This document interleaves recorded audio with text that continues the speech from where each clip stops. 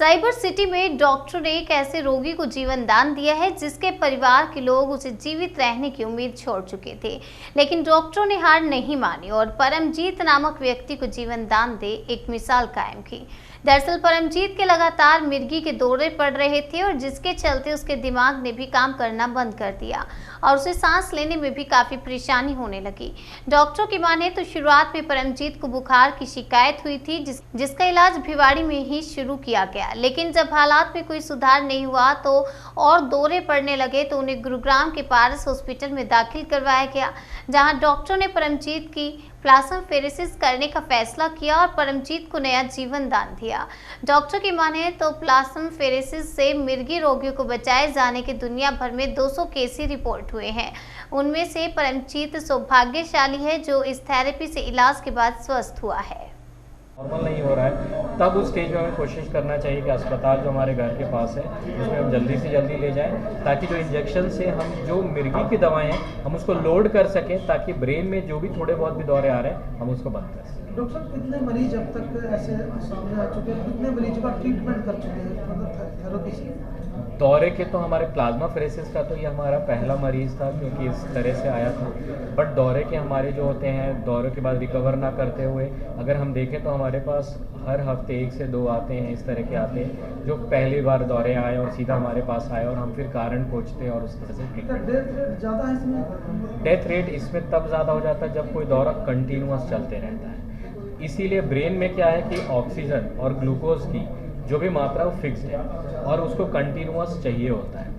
अगर हमारा brain continuous काम कर रहा है और उसको ज़रूरत है और हम दे नहीं पाएंगे तो क्या होगा, ब्रेन सेल मरना शुरू कर जाता है। तो ब्रेन के पास एक सर्टेन टाइम रहता है, तो हमें दौरे अगर कंटिन्यूअस चल रहे हैं और उस टाइम से हम निकल जा रहे हैं तो उसमें कंटिन्यू में दिक्कत हो रही है। सर, इसका मेन एज किस एज में ज़्यादा होते हैं? मेन एज जनरली होता है यंग एज में भी होते हैं, ओल्ड एज में ज़्यादा होते हैं। तो 2 ये कॉमन होते हैं हमारे, तो जैसे हमारे 18 से 30 साल वाले हुए, 60 से 70 साल वाले हुए, उनमें ज़्यादा होते हैं। बच्चों में भी जैसे होता है, वो जीवन जो शुरू में होता है उनके जो ब्रेन में कोई प्रॉब्लम होता है उससे कंटिन्यूस हो जाते हैं, बट ज़्यादातर हमें इसी 2 एज ग्रुप में मिलते हैं। दौरे ना पड़े इसके लिए डॉक्टर्स की टीम आ गई, किस तरह से अभी इस पे चल रहा है वर्क कि ऐसा कहें कि बिल्कुल दौरे ना आए, हम किस में पहचान पाए कि इसको दौरे आ सकते नहीं आ सकते। लोग इस पे काफ़ी तरह की रिसर्च कर रहे हैं, बट अभी भी हमारे पास बिल्कुल नहीं पता कि किस आदमी को दौरे बन सकते हैं, हमें ये पता। ज़्यादातर हमारे पास तब आते हैं जब दौरे हो जाते हैं, उसके बाद से हम होते हैं। तो ये भी रिसर्च का विषय है, इस पर भी रिसर्च चल रही है। जिस तरह से मिर्गी काफ़ी परंपरागत बीमारी है और अब कितना मतलब जिस तरह से आपने बताया कि प्लाज्मा थेरेपी से अब इलाज हो रहा है, कितना कारगर साबित हो रहा है? ये कारगर तो बहुत साबित हो रहा है, क्योंकि ये भी, लेकिन ये हमें समझना होगा कि हमें सब पेशेंट्स को नहीं करना है।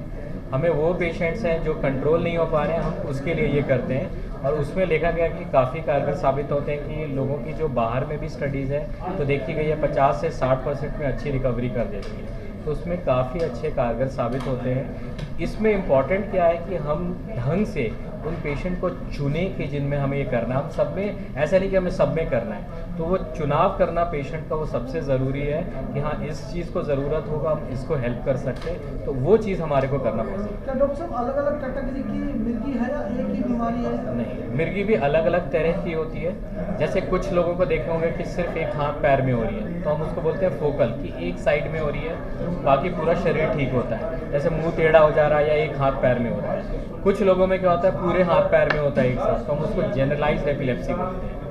कुछ लोगों में क्या होता है कि पेशेंट्स क्या है कि अभी बैठा है, थोड़ा देर ऐसा हो कि कुछ सुन नहीं रहा है, ऐसे बैठा और फिर नॉर्मल हो जाता है, वो भी एक तरह की एपिलेप्सी होती है। तो एपिलेप्सी बहुत तरह की होती है। पहले हमें 1-2 ही तरह की पता रहती थी, बट जितना अब हम लोग जांच करते हैं, पता करते हैं, तो हमें पता चलता है कि कितने तरह की है सारी। मिर्गी का दौरा आने पहले क्या फर्स्ट एड? सबसे पहला फर्स्ट एड है, जैसे मिर्गी का दौरा आ रहा है कि पेशेंट अगर खड़ा है या कहीं बैठा भी है उसको ज़मीन के पास नीचे ले आए, क्योंकि अगर ऊपर रहेगा, गिरेगा, चोट वोट लग जाएगा तो उसे चोट से हमें बचाना है।